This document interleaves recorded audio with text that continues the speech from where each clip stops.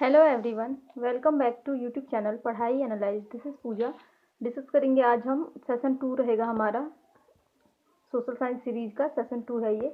History के 6 class का chapter number 2 जिसका नाम है आरंभिक मानव की खोज में। तो इसके पहले वाले चैप्टर में हमने पढ़ा था, अगर आपने वो वीडियो नहीं देखी है तो वो देख लीजिएगा। वो फर्स्ट चैप्टर है हिस्ट्री का 6 क्लास का, ये सेकेंड वीडियो है। तो चलिए स्टार्ट करते हैं टाइम वेस्ट ना करते हुए। फर्स्ट है आखेटक खाद्य संग्राहक।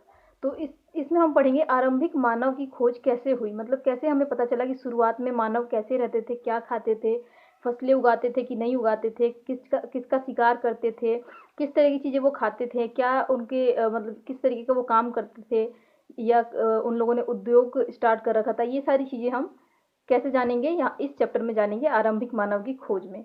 तो पहला है हमारा पहला जो टॉपिक रहेगा वो रहेगा आखेटक खाद्य संग्राहक। तो आखेटक का मतलब होता है, पिछले चैप्टर में अगर आपने पिछली वाली वीडियो देखी है तो आप रिलेट कर पाएंगे। आखेटक होता है शिकारी, और खाद्य संग्राहक का मतलब है खाद्यान्न सामान को एकत्रित करने वाला, मतलब खाद्य पदार्थों को एकत्रित करने वाला। तो इसका मीनिंग देख लेते हैं। यहाँ पर आखेटक का अर्थ है शिकार करना।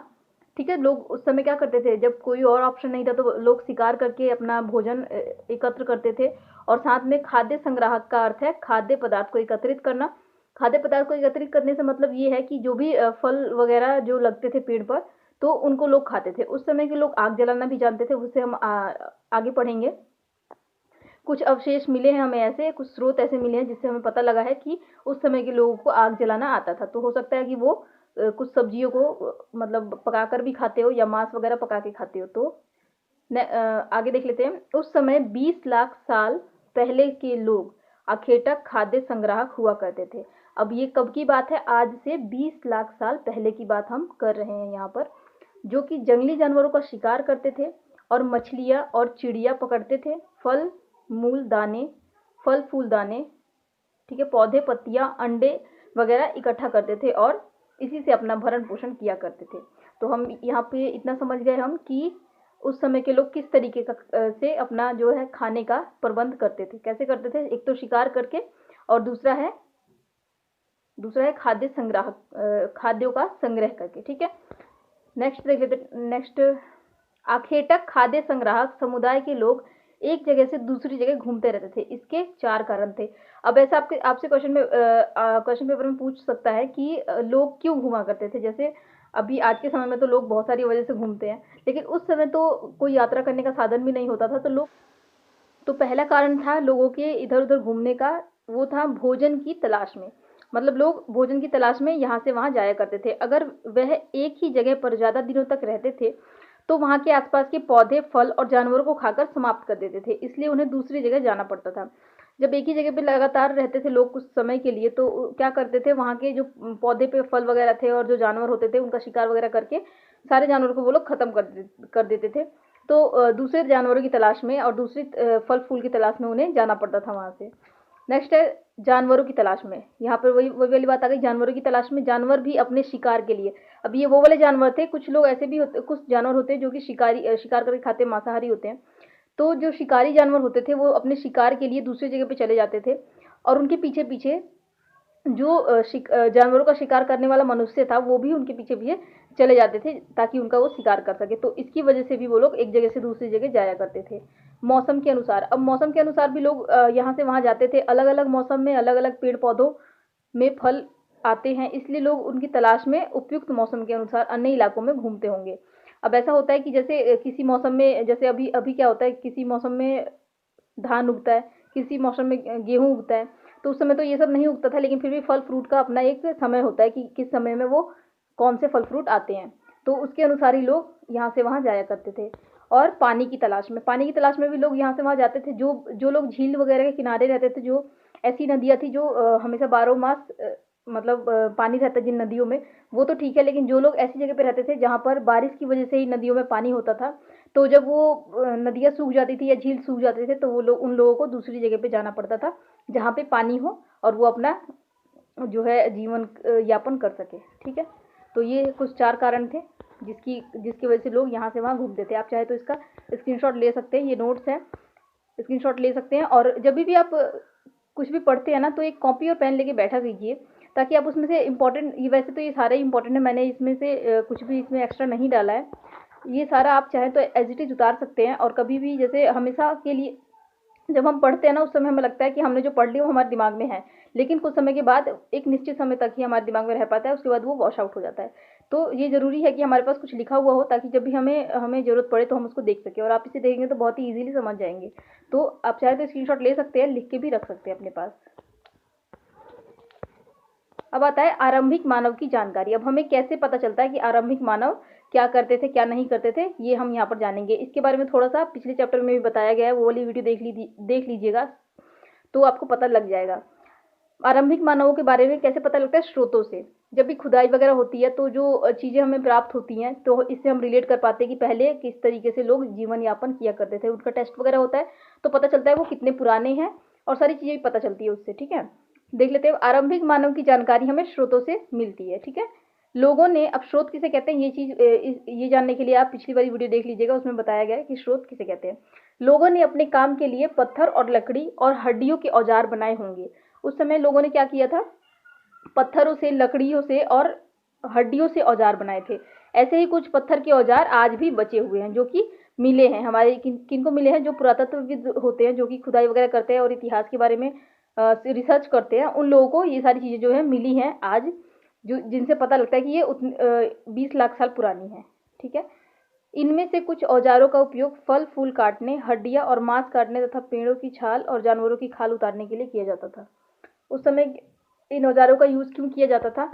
फल वगैरह काटने के लिए किया जाता था, हड्डियां मांस काटने के लिए किया जाता था, और पेड़ों की छाल उतारने के लिए, या जानवरों की खाल भी उतारी जाती थी। तो इन सभी चीज़ों के लिए उन्हें औजार की जरूरत पड़ती थी, इसीलिए वो लोग उस समय के लोग औजार बनाते थे। कुछ के साथ हड्डियों की लकड़ियों के मुट्ठी लगाकर भाले और बाढ़ जैसे तैयार बनाए जाते थे। मतलब यहाँ पे भाले और यहाँ पे बाढ़ आएगा, बाढ़ जो तीर होता है ना, तो उस तरीके का ये लोग औजार बनाते थे, जिससे कि भाले की तरह वो यूज़ कर सके उसे, और तीर की तरह यूज़ कर सके। कुछ औजारों से लकड़ियाँ काटी जाती थी, कुछ औजार ऐसी भी होती थी जिससे लकड़ियाँ काटते थे, और लकड़ियों का उपयोग ईंधन के साथ साथ झोपड़ियाँ और औजार बनाने में भी काम आता था। ठीक है, तो ये सारे चीज़ें हैं कि किस किस काम आता था उनका औजार। नेक्स्ट है पूरा स्थल। अब पूरा स्थल किसे कहते हैं, जान लेते हैं। पूरा स्थल क्या होता है? पूरा स्थल उस स्थान को कहते हैं जहाँ औजार, बर्तन, इमारतों जैसी वस्तु के अवशेष मिलते हैं। अब पूरा स्थल वो चीज़ें हैं जहाँ पे जैसे खुदाई की गई कहीं पर, और वहाँ से पुराने समय का कुछ भी प्राप्त होता है, जैसे बर्तन या फिर कोई भी वस्तु, तो उसे कहते हैं, उस स्थान को कहते हैं पूरा स्थल। ऐसी वस्तुओं का निर्माण लोगों ने अपने काम के लिए किया था। उस समय क्यों किया था?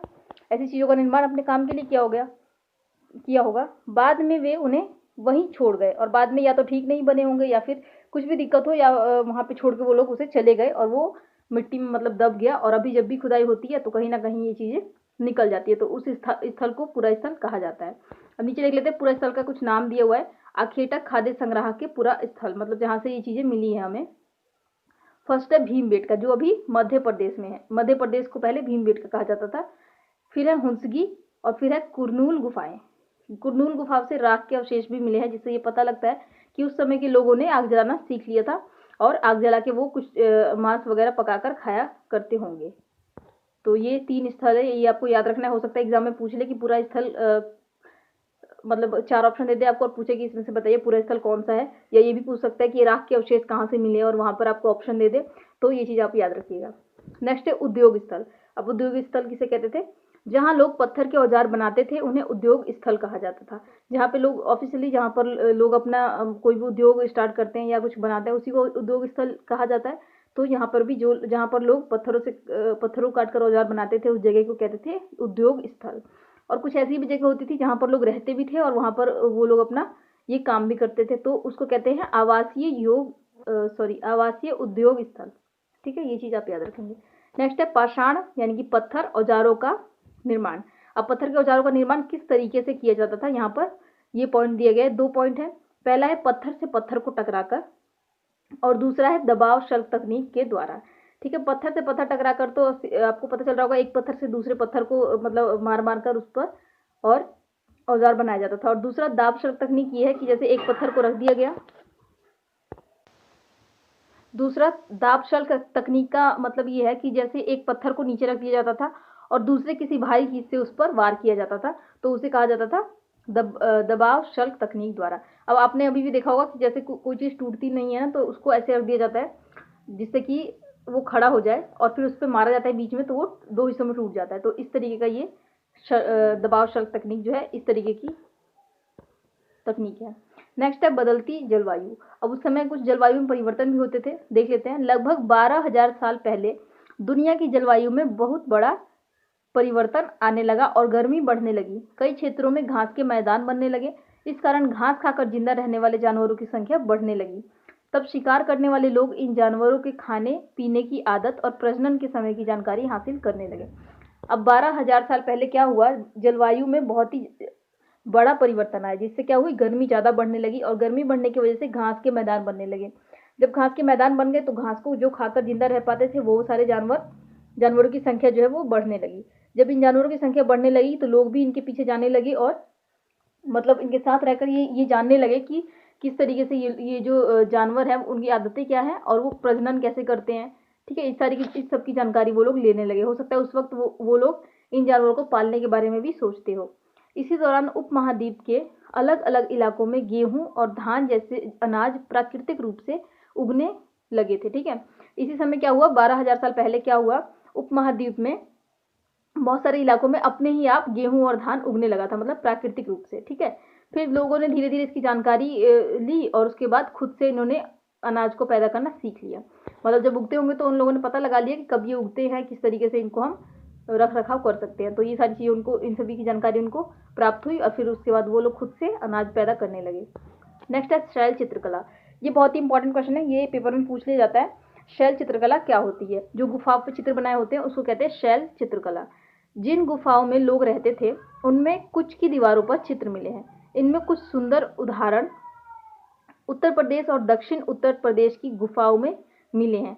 उत्तर प्रदेश और दक्षिण उत्तर प्रदेश की गुफाओं में क्या मिला है? शैल चित्रकला। अगर आपसे क्वेश्चन पूछ लेता है कि कहाँ पर शैल चित्रकला मिले हैं, कहाँ की गुफाओं में, तो हम बताएं, ऑप्शन में ये दिया होगा उत्तर प्रदेश या मध्य प्रदेश। ठीक है, तो ये आपको इसी पर टिक लगाना होगा। इनमें जंगली जानवरों का बड़ी ही कुशलता से सजीव चित्रण किया जाता था। उस समय क्या होता था, शिकार करते हुए इस तरह की जो चित्रकला है वो दीवारों पर बनाई जाती थी। ठीक है, ये होती है शैल चित्रकला, तो इसे आप याद रखिएगा। अब शुतुरमुर्ग के बारे में देख लेते हैं। भारत में शुतुरमुर्ग, भारत में पुरापाषाण युग के दौरान। अगर आपको वीडियो पसंद आ रहा है तो प्लीज़ वीडियो को लाइक कीजिएगा, चैनल को सब्सक्राइब कर लीजिए और बेल आइकन को दबा दीजिए ताकि आने वाली वीडियो की नोटिफिकेशन आप तक पहुंच सके। और आप लोग वीडियो को लाइक नहीं करते हैं, अगर आप एक लाइक करते हैं तो हमें बहुत ही मोटिवेशन मिलता है। तो प्लीज़ लाइक कीजिए वीडियो को और चैनल को सब्सक्राइब कर लीजिएगा, बेल आइकन जरूर दबाइएगा ताकि जो भी वीडियो अपलोड हो वो आप तक पहुँच जाए। ठीक है, तो देख लेते हैं ये वाला। भारत में पुरापाषाण युग के दौरान शुतुरमुर्ग भी होते थे। उस समय शुतुरमुर्ग भी होते थे। पुरापाषाण युग कौन सा होता है? वही वाला युग जो कि 20 लाख साल पहले जिसकी हम बात कर रहे हैं। महाराष्ट्र के पटने पुरास्थल से शुतुरमुर्ग के अंडे के अवशेष मिले हैं। ये भी क्वेश्चन पेपर में आ सकता है कि शुतुरमुर्ग के अंडे के अवशेष कहाँ से मिले हैं या फिर महाराष्ट्र में किसके अवशेष मिले हैं। इस तरीके का क्वेश्चन भी आ सकता है, घुमा कर दे सकता है। इसके कुछ छिलकों पर चित्रांकन की भी मिला है, मतलब जो शुतुरमुर्ग का अंडा है उसके जो छिलके हैं उस पर कुछ चित्र बनाए हुए मिले हैं। इन अंडों से मनके भी बनाए जाते हैं, यहाँ पे मनके आएगा, सॉरी फॉर मिस्टेक, मनके भी बनाए जाते थे उन अंडों के। ठीक है, तो ये चीज़ हमें याद रखना है। नाम और तिथि, यहाँ पे देख लेते हैं नाम और तिथि कैसे कैसे है।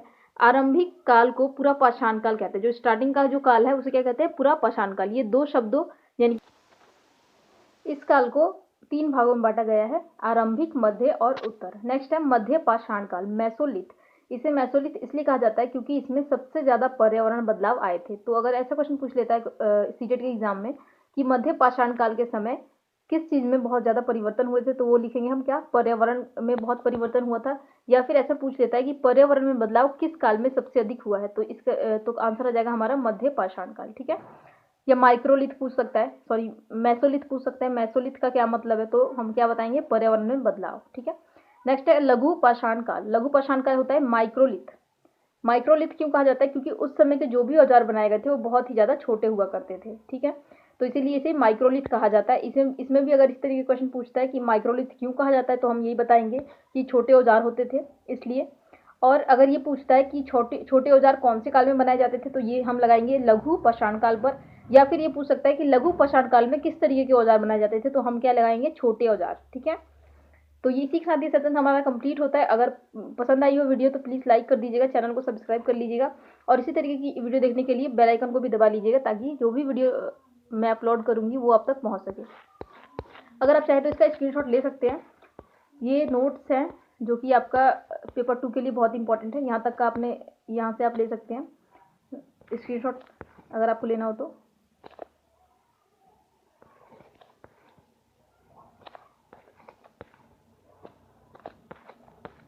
आई होप कि ये वीडियो आपको अच्छी लगी हो। तो मिलती हूँ मैं आपसे नेक्स्ट वीडियो में। अगर आप हमारे फेसबुक पेज को लाइक करना चाहते हैं तो लाइक कर सकते हैं, पढ़ाई एनालाइज नाम से फेसबुक पेज है फेसबुक पे। ठीक है, और आप चाहें तो व्हाट्सअप ग्रुप से जुड़ सकते हैं। अगर आपको व्हाट्सअप ग्रुप से जुड़ना है तो आप अपना जो व्हाट्सअप नंबर है वो कमेंट बॉक्स में कमेंट कर दीजिएगा, तो व्हाट्सअप ग्रुप से आपको कनेक्टेड कर लिया जाएगा।